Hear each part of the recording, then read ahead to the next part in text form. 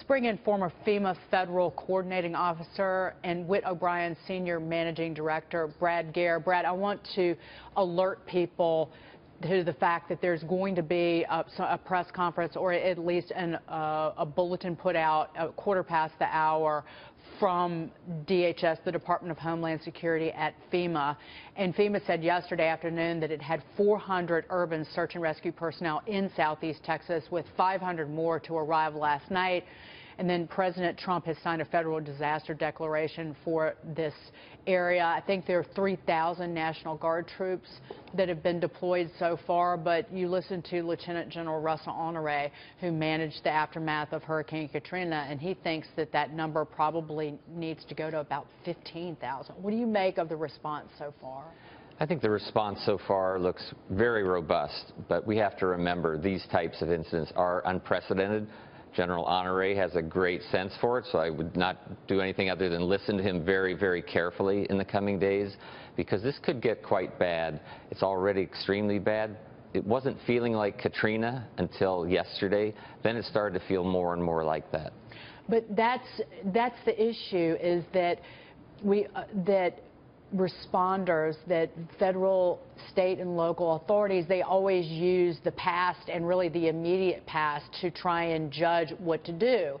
Hurricane Rita, Houston had problems evacuating about 2.5 million people back then. There were 100 people who died, some seniors when a bus caught fire. So that informed possibly the mayor's decision not to evacuate people from or at least order a mandatory evacuation. And in hindsight, telling people to stay in place doesn't seem like the best decision.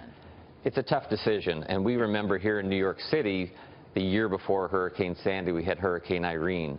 A much more robust evacuation for Hurricane Irene. When Sandy came, a lot of people just didn't go because Irene didn't do anything. And actually, some of the people who died, their families said that that was the reason they hadn't evacuated. It's a different challenge in the Gulf Coast. When we see them coming towards the East Coast, we can see them coming a long way across the Atlantic and up the coast.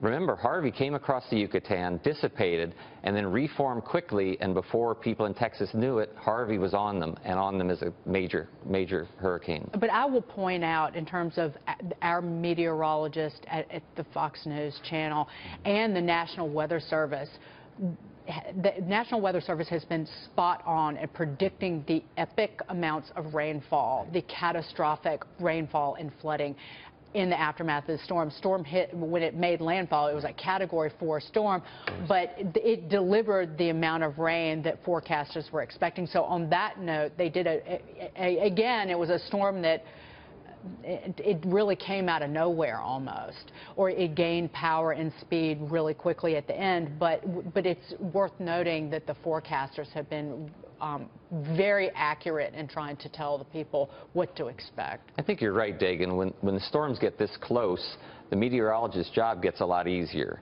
And what I think's been hard, though, is it's really difficult to wrap your mind around 50 inches of rain.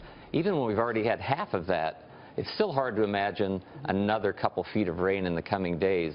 And that's what's going to make this catastrophic, and that's what's going to make this years of recovery. Mitch. Looking back at sort of past storms, and J.J. Watt talked about people donating money, can civilians sort of jump in and do anything? You know, General Honore talked about the Cajun Navy, but how can not only local but people nationally who want to help, how can they help? People nationally who want to help should do one very simple thing, and that's give funds, dollars, donate dollars to the charity of your choice, because lots of people take this time as a reason to help by trying to send things that they think people will need. The cost of transporting that and the cost of handling it when it gets there really just puts more burden on the local governments. And Kevin, I did want to bring up this, that because we start in the aftermath of a disaster like this, and again, this storm is not over for the people of Houston and the people of Texas. but we start talking about insurers and how well insurers are braced to handle this. On the private side, incredibly well capitalized, and they should be okay. But the National Flood Insurance Program, this is a federally run program, owes almost $25 billion to the U.S. Treasury right now, and most of which covered claims from Hurricane Katrina in 2005 and then Superstorm Sandy in 2012. FEMA manages this program. There are an estimated 435,000 flood insurance policyholders in shoreline communities in Texas alone. What happens with this program, Kevin, do you think? And by the way, it does expire September 30th. It's up to Congress. They have just $5.8 billion left it can borrow from the Treasury to meet new claims.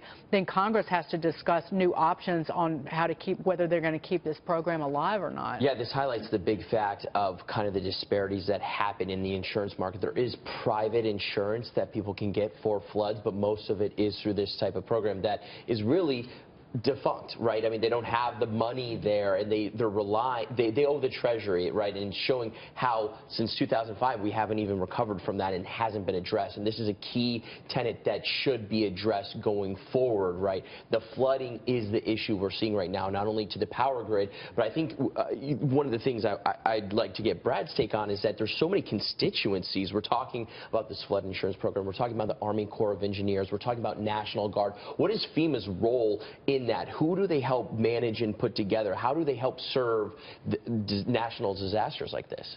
You know, to the issue of flood insurance, there's a real challenge there because when Superstorm Sandy hit here, we had a brand new congressional fix to the flood insurance program, and quickly we realized that that was going to raise flood insurance rates from a few hundred or a few $1,000s a year for homeowners to tens of thousands of dollars. So that was pulled back, and we still haven't solved it. At the end of the day, if people don't have flood insurance or they don't have enough flood insurance and they need to have help rebuilding their homes, it's going to come down to the taxpayers one way or another. Either the taxpayers are going to bail out the flood insurance program, or it's going to be direct federal assistance through FEMA, HUD, and other federal agencies. Those are the only choices. Right. And the fact of the matter is, this is the real catastrophe that's about to happen. Brad, great of you to be here. Thank you so much, Brad Gair. Great.